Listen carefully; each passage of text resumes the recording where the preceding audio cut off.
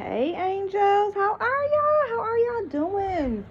So we are going to talk about episode 2. This is regarding the Netflix series Dahmer.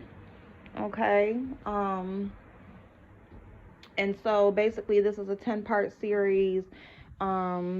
Just kind of like a I don't want to call it a docu-series, but it's almost like given the feel of Jeffrey Dahmer himself um, telling his story. That's kind of what I'm getting from how the series is being set up, okay?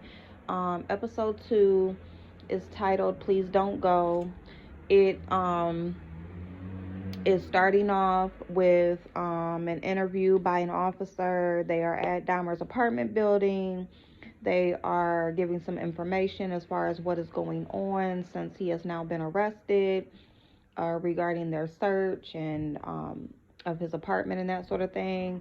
And then you see Jeffrey Dahmer being booked into the jail, and now he is sitting down in the interrogation room where he has waived his rights to an attorney, and he said he is just going to tell the story and be completely honest. He did use his one phone call to call his father. Okay, so they allowed him to call his dad, and now he has sat down and he is starting to tell the story. So their first question is, why did he kill these men, and why did he keep them? Okay, because in their search so far, they have found body parts, bones. They found this big 50 plus gallon tub of acid with, body parts in there. So their first question is, why did you kill these men and why did you keep them? And so he flashes back to where he is starting to tell his story. And so you flash back to 1966. This is where Dahmer is going in his mind and where he starts telling the story of his life and the reason why he did what he did. And so you see him getting off the school bus. At this time, they were living in Ohio. So there's a small city called Bath, Ohio. And so they were, they flash back to him getting off of the school bus. He gets off the school bus. He goes into the home. Baby, his young sibling, is in the playpen screaming his brains out, just screaming, crying. And so he's going through the house. He finds his mother laid across the bed, and it looks, from first glance, you would think that she was deceased. So it's really weird because what I found so far is it's almost like Jeffrey has a delayed reaction to things, or things move very slow motion. Like, you really see them put emphasis on certain periods and points in the series as they are going through telling the story. And so this point where he sees his mother laid across the bed, arms stretched out, she's laying on her back. He walks up to her very slowly and he pokes her cheek. And I guess this is to see if she's dead, see if he gets any movement. He did call 911. So you see, he pokes her, and the next thing you know, the ambulance is loading her in the truck and taking her away. The dad has pulled up and he's angry, and he's like, oh, did she finally do it? Did she finally kill herself? Oh, you're a great actress. She's already done this before. She's faking it. This is for her to get attention. And that's the dad's reaction to everything. And so they're loading her in the ambulance. He walks up to the home, and you see young Jeffrey standing out there.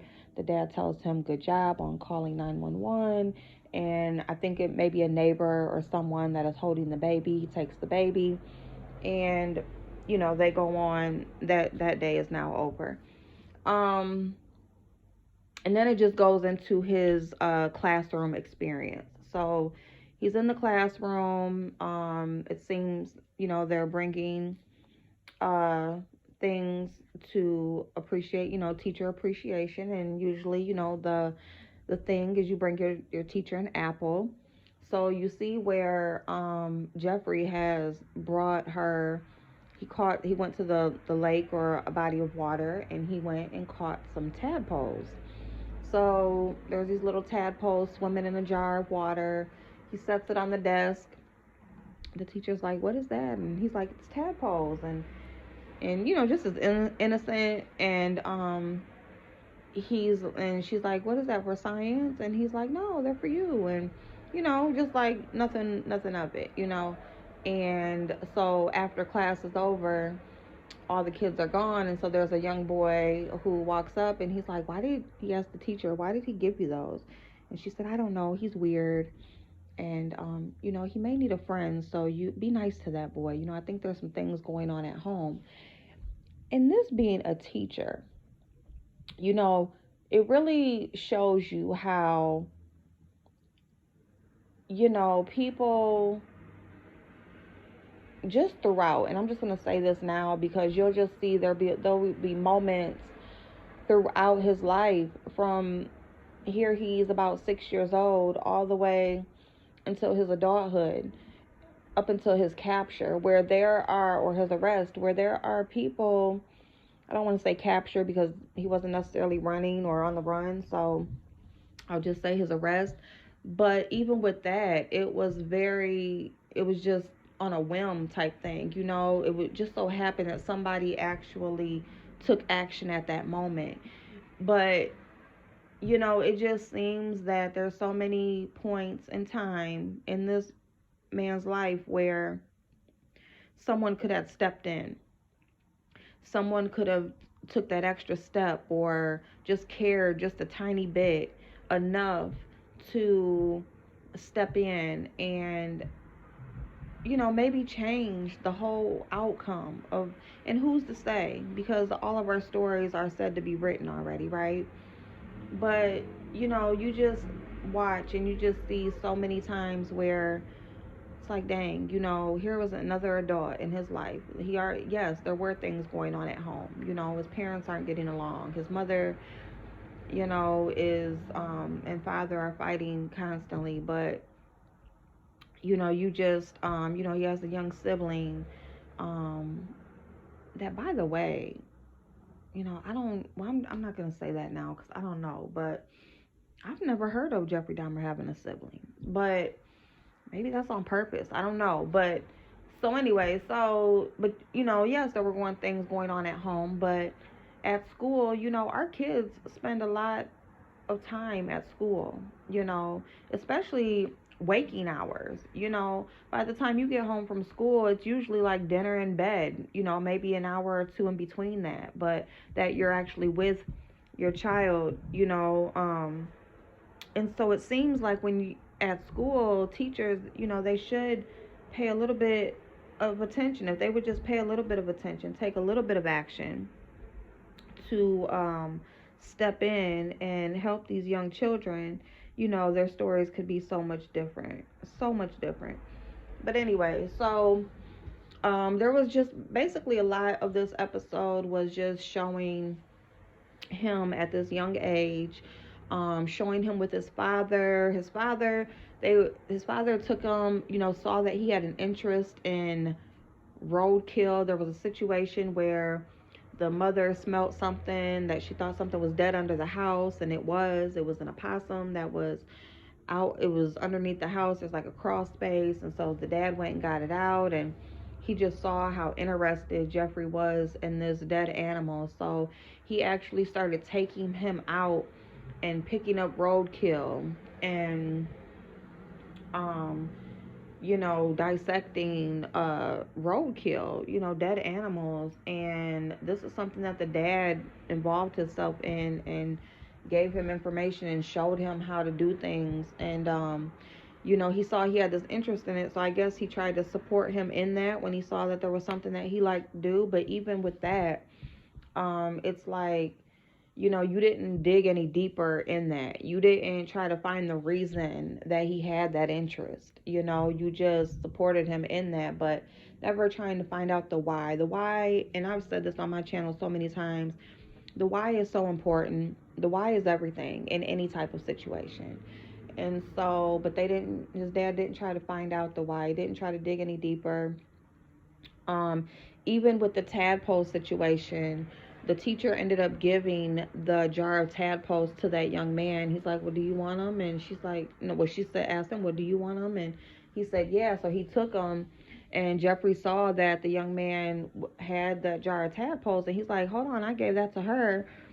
And she's like, "Well, she gave them to me now." And so he screamed, and he's like, "No," and you just saw that anger fester inside of him, which is understandable. That moment was understandable because it's like, dang, I gave this to you as a gift. As weird as it may have been, or maybe you didn't understand it, it was something that I actually took my time out, went and caught these things for you. It's something that I'm interested in. You don't have to be, but you just gave it away, So he was angry in that moment, and he showed that anger. But then what he did after, he followed that boy home. Now, this I don't understand because they took a school bus.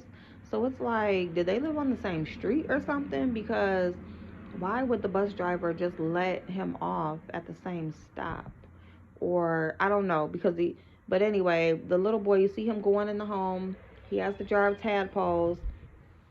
And then here's Jeffrey, not scared at all, walks inside that boy's house, sees the tadpole sitting on the table, grabs the jar, and leaves right back out like it was nothing. Like it was just okay for him to walk in those people's house like that.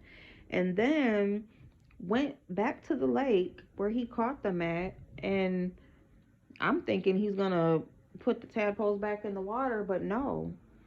He actually sat there. And it's so crazy because in this moment it's like they were right there. He took them right there where they were so close to just being back in their natural habitat.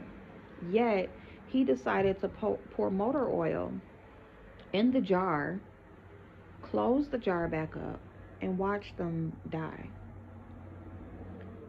And he was right there at the water.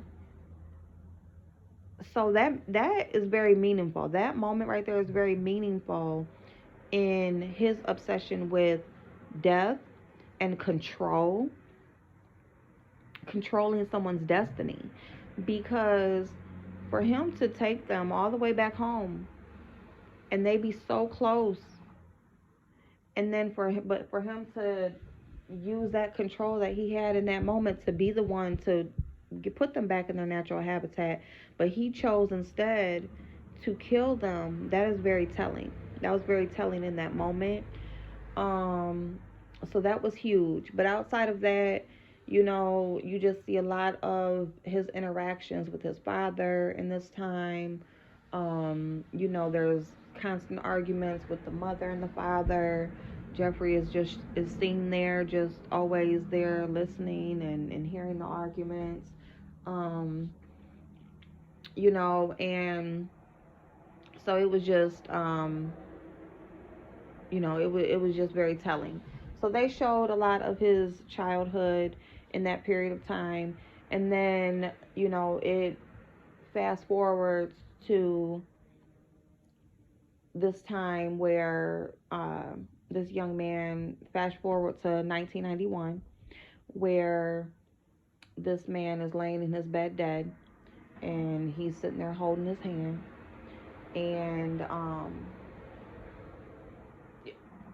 it's just you just fast forward through these different periods of time, and so you go from, and I'm sorry, I'm kind of jumping around, but you go from his childhood to where he went to the army for a little bit, and so he's out of the army. You see him in Miami. He went to Miami for a little bit.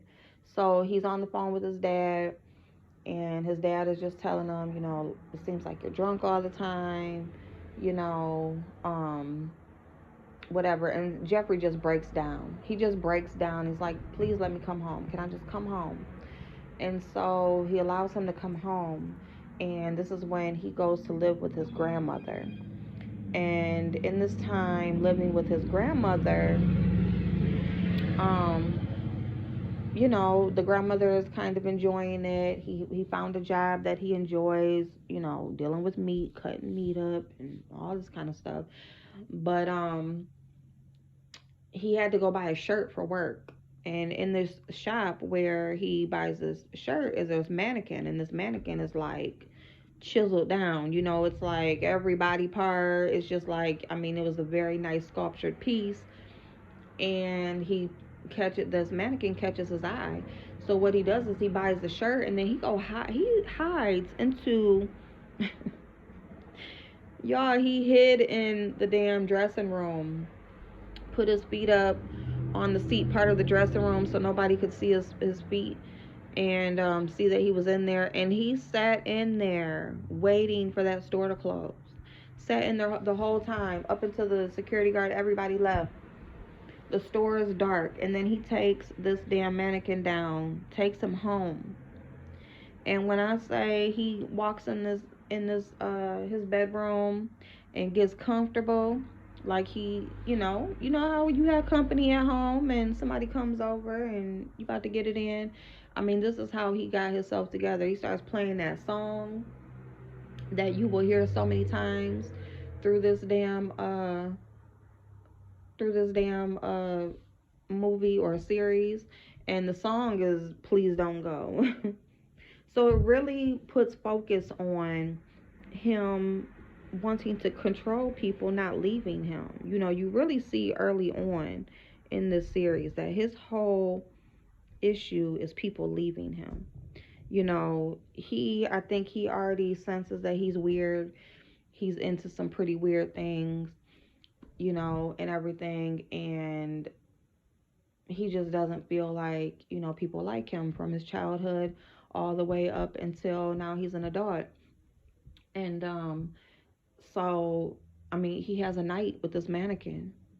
He's touching the mannequin, and it's like he's really showing himself how he wants to be with an actual person, but he wants that person to reciprocate, you know. And so the grandmother sees the mannequin in his room. Grandmama being nosy. He asked grandmama not to go in his room. She went in anyway. She sees this damn mannequin, gets rid of the mannequin. He flips the hell out. He's pissed off. But anyway, so fast forward to, that mannequin's laying in his bed, and you see this dead guy actually, it goes from a mannequin laying in his bed to a person, an actual person that he killed. And the really sad part of this episode right here is this 14-year-old boy. So you see Jeffrey, he's now in his own apartment, and like I said, he's already started killing. And he goes to the store, and there's, a group of kids standing outside, a group of teenagers. And, he's like, oh, your IDs don't work. So he's trying to, make conversation and, try to catch the kids' attention by buying them some alcohol. And he does. He catches the attention of one of the guys. The boy goes back to his house, and there's an exchange, a conversation, and everything. And it's so crazy because this boy is only 14 years old. He's basically saying his family needs the money, so that's why he agreed to come, because Jeffrey had offered to pay him to take some pictures of him. And the boy's like, you don't even know who I am, do you? And he's like, no, who are you? So this boy is the brother of a young man that Jeffrey had taken pictures of and molested, and the boy got away. And Jeffrey actually has a charge for this. So Jeffrey has already been arrested by the police and already has a charge of messing with minors and this sort of thing. And which I didn't know about that either. And so he already has this charge. He got sentenced to a year and or whatever. And this is the brother, and the brother knows who this guy was when he went to his house. But he felt like because his family needed the money, he would go ahead and do whatever Jeffrey wanted him to do as far as taking these pictures and stuff. And when Jeffrey finds this out, he's basically went straight into victim mode. Like, oh, people have been out to get me since I was young, and teachers and bosses and the police, and your brother lied, I paid him too, and he lied, and if I pay you now, then you're just gonna run off and lie like your brother did, and this, that, and the third. This boy knew what Jeffrey did to his brother, and he still went to his house. And it's so sad. It's so sad because when you find that out, it's like, why? Listen to your gut, but why? When you already know someone so close to you got out of this guy's grasp, you really just didn't know what he was capable of, because your brother actually got away, so you didn't have to see what he was capable of. But you still chose to go. And it's really hard sometimes when kids feel the weight of their families, and if you're struggling financially and that sort of thing, and the thing that you will put yourself through to help your family out and help out your household, but it's never that serious. It's never worth your life, your dignity, your self-worth. Those couple dollars that you would make for that period of time, even if it's not a murder, even if it is just you letting someone violate you, it's not worth it. It's not worth it. There's too many ways out there, especially now, to make money. You don't have to do that. So this young man, this is where the zombie thing came in, because you hear of Jeffrey Dahmer trying to turn people into zombies. And so, yes, he did use that term.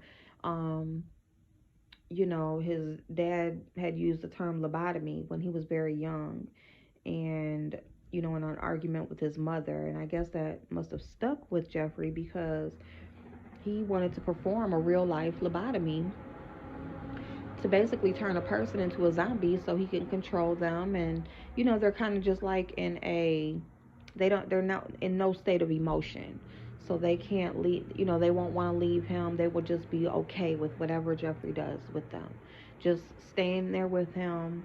And so that is what he started to do with this young man. That's why he was out of it. He actually did get out of the apartment, but Jeffrey was able to convince the police that were called that was his boyfriend, and he was just drunk, and it was just alcohol, when really this boy had a hole drilled in his head with acid floating around.